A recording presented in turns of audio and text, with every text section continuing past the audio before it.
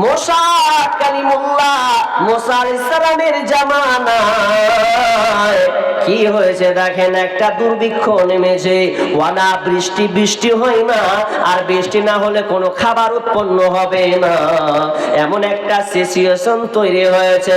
বাচ্চারা আর্তনাদ করছে, কাঁদছে, খাবার চাই, বৃদ্ধ বলে খাবার চাই, পশু পাখিরা পর্যন্ত হাহাকার করছে, আহারে কোথায় খাবার পাওয়া যাবে, এমন একটা দুর্ভিক্ষ চলছে যে খাবার কিভাবে পাওয়া যাবে।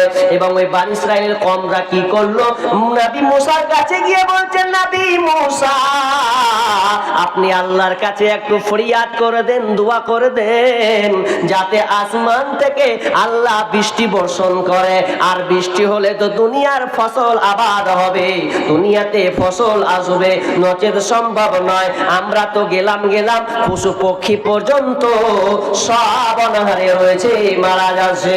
এবার নবী মুসা আল্লাহকে দোয়া করছেন, রব্বুল আলামিন ইয়া আল্লাহ আপনি আমাদের বৃষ্টি দেন, আমরা তো নিষ্পাপ, আমরা তো গুনাহগার বান্দা, কিন্তু ছোট ছোট নিষ্পাপ বাচ্চাগুলো আছে আপনার কিনা, ছোট ছোট বাচ্চা, শুধু তাই নয় দুনিয়ার পশু পাখিরা রয়েছে, বন জঙ্গলের পশুরা রয়েছে, ওরা পর্যন্ত অনাহারে মারা যাচ্ছে।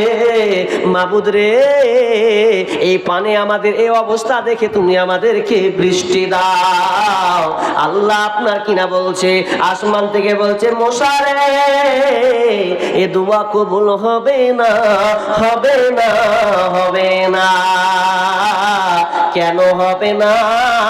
যতক্ষণ পর্যন্ত স্যালেন্ডার না হবে, তোমার এই মজলিসের মধ্যে যতটি লোক আছে, এর মধ্যে এমন একটা লোক আছে যেই লোকটা আমার 40 বছর নাফরমান করেছে। তাফসীর দুই রকম করেছে, কেউ বলেছেন জেনা করেছে, 40 বছর ধরে জেনায় রত ছিল, তো ওই মধ্যে আছে ওই দোয়াটা কবুল, ওই লোকটার কারণে আজকে দোয়া কবুল হবে না। লোকটা রেগে, আপনার নবী রাগান্বিত ব্যক্তি, মুসার রাগ প্রচুর, যখনই এই কথা শোনা হাক মারছে, লোকেরা এর মধ্যে কে বের হও এখান থেকে, তোমার কারণে আজকে বৃষ্টি হচ্ছে না, 40 বছর ধরে বৃষ্টি হচ্ছে না, তুমি এখান থেকে বেরিয়ে যাও, কে আছো বলো।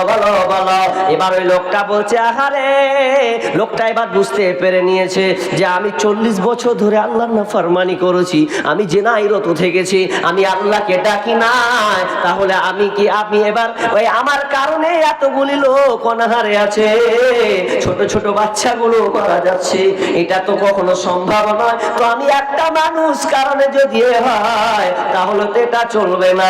এবার লোকটা বলছে যে আমি বেরিয়ে যাব, তো কেমন করে বেরিয়ে যাব, সবাই তো আমাকে চিনতে পারবে যে এই লোকটার কারণে আজকে অনাবৃষ্টি হয়েছে, বৃষ্টি হচ্ছে না, খাবার পাচ্ছে না।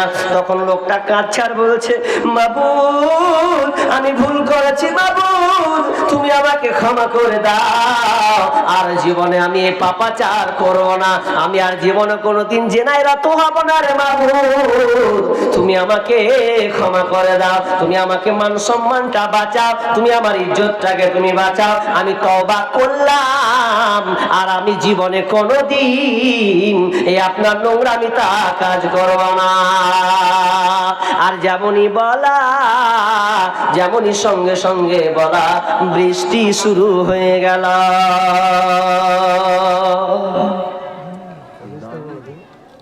বৃষ্টি যেমনই শুরু হয়ে যাওয়া, নবী মুসা এরে কি খবর, একটু আগে আল্লাহ বললে বৃষ্টি হবে না, বৃষ্টি শুরু হয়ে গেল, কোন লোক তো পালায়নি, সবাই তো আছে, কেউ তো বের হয়নি। তখন বলছে এটা কি করে সম্ভব? এবার আল্লাহকে বলছে, নবী মুসা বলছে, মাবুদ রে, কই কেউ তো মজলিস থেকে বের হলো না, তবুও তুমি বৃষ্টি দিয়ে দিলে কেন? তখন আল্লাহ বলছেন, নবী মুসা রে, লোকটা তওবা ইস্তিগফার করেছে, সে আমার কাছে স্যালেন্ডার হয়ে গেছে, শুধু তাই নয়, সে নিজেকে সঁপে দিয়েছে আর বলেছে পাপের ব্যাপার যেন পৃথিবীর কেউ না জানে। এই জন্য আমি আল্লাহ কি করলাম, ওই সময় বান্দাকে আমি ক্ষমা করে দিলাম।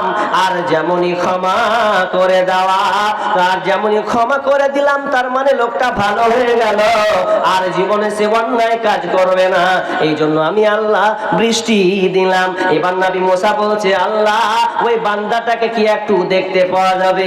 আল্লাহ বলছেন, না না, ওই বান্দাকে দেখার কোনো প্রয়োজন নাই, ও আমার সঙ্গে স্যালেন্ডার হয়ে গেছে। আল্লাহ বান্দার সঙ্গে এটা কম্পেয়ার, তাদের মধ্যে আলাপ আলোচনা হয়ে গেছে, আর দেখতে পাওয়া যাবে না।